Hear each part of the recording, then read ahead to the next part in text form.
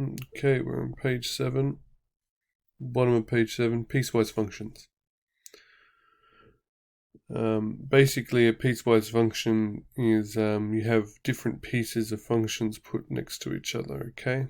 So a piecewise or piecemeal function is one that has multiple definitions depending on the input values. And remember, the input values are the x values. So here's an example. This function is 4 minus x squared when x is less than or equal to 0. That's a concave down parabola. There it is. When x is less than or equal to 0.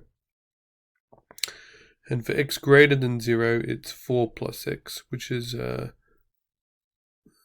straight line, gradient 1, y-intercept of 4, which you can see there. Two pieces of this graph are made up of a parabola and linear graph. 0, 4 is where the two graphs line up or join up, making the function continuous at x equals 0. Piecewise functions don't need to be continuous though. The second function might have been up there or something like that, in which case you need to show things like open circles or closed circles as appropriate. Just like with number lines and step graphs, the included values are denoted with a closed circle, excluded values with an open circle. Okay, in this case here, this example here, because there's an equal to here, when x equals to 0, it's going to be 4, and there's a closed circle there. Even though there's an open circle for this guy, for 0, because there's a closed circle for the other definition, we included it, it's closed. Alright, let's look at some examples here. So we've got a piecewise function h of x. Find the value of h of 1, plus h of negative 2 minus h of negative 3. I might just work out one at a time and then combine them, okay? So the important thing is to know where to look. So when x is 1, let's have a look over here. When x is 1, convince yourself that you're the middle function. So it's going to be 2 times 1 minus 1, which is just going to be 1. So h of 1 is 1. Next, we've got h of negative 2. So where are we? If we are less than negative 1, which negative 2 is less than negative 1, the answer will be 5. H of negative 3, well that's the same. When x is negative 3, h is just going to be 5 again.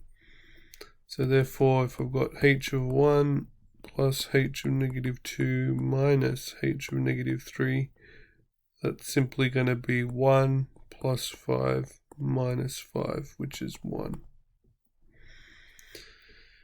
Alrighty, let's actually do some sketching questions here. So sketch the following piecemeal graphs, state their domain and range. Okay, let's have a look at this first one. 1 on x, that's a hyperbola. Y equal 1 on x is a hyperbola. Between 0 and 2, it's a hyperbola. Okay, let's kind of draw this.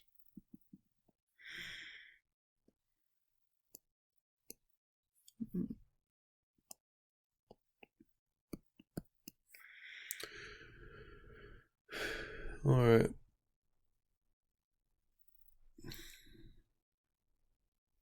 We know from the bottom bit when x is 2, y is a half. So let's put that in almost immediately.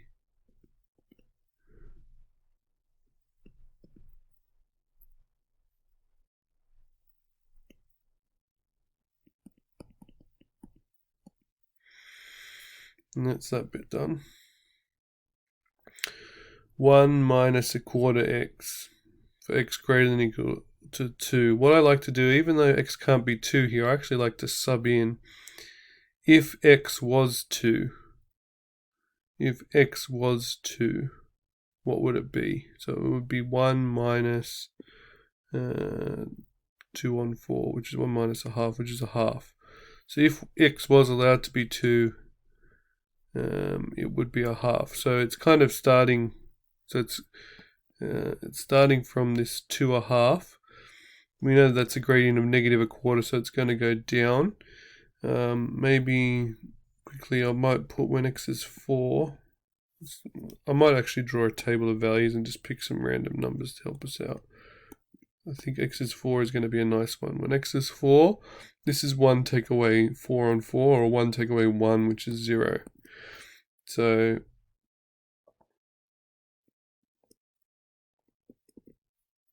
I've got another point there. 2 points is enough for a line. So that section for x greater than 2 is going to look like that. It's a straight line, gradient -1/4. So I've done that. I just need to do the hyperbola. Now we all remember hyperbolas, they look like this. That's the basic 1 on x hyperbola, so it should have that kind of shape. I might just get some points here. When x is 1, 1 on 1 is 1, and I might do a half as well.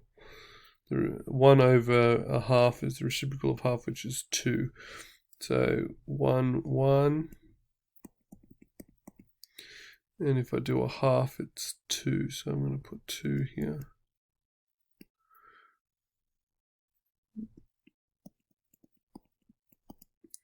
And we know what the hyperbola graph looks like. It goes asymptotic there.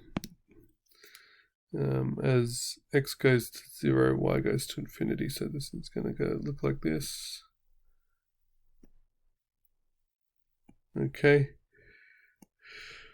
Alrighty, so it has that kind of shape. If you want to put in the asymptote, the dot. And we'll talk more about that when we do sketching hyperbolas later. But that's how that graph looks. Okay, domain. Convince yourself that you can sort of see domain from here. 0 is not included, and it's the lowest. We go to infinity. Range. Convince yourself that this straight line is eventually going to go to negative infinity, and the hyperbola goes to positive infinity, so it's just from negative infinity to infinity. Open brackets there. Okay, we're going to do one more. Okay, here we go. Let's start off with when x is 2, y is 2. That's probably a good place to start off.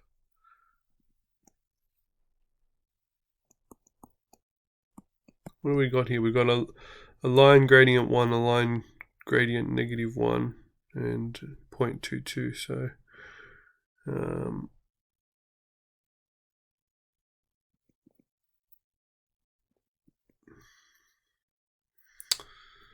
so 1, 2, 2, 2. Okay, that's that one done. Okay, if x is less than 2, for all the x values less than 2, it's just y equals x. Well, that's very easy to sketch for x less than 2. Okay, just get your ruler out and extend that. Okay, so that's that one. Then 2 minus x, so gradient of -1. Now let's just check when x is, if x was allowed to be 2, so if x equals to 2, what's this equal to? It's 2 take away 2. 2 take away 2 is 0. Okay, so it's sort of like this is starting from x is 2, y is 0, but I can't include that. So it look like that. So sort of like 2, 0, but not included. And we've got a gradient of -1, so therefore when x is 3, the y value should be -1.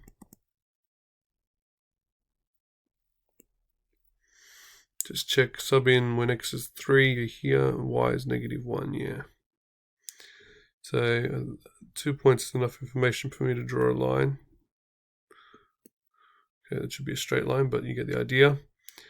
And notice you can see the closed circle here, and this needs at 2, 2 because that's included, but it needs to be an open circle at 2, 0 because that's not included.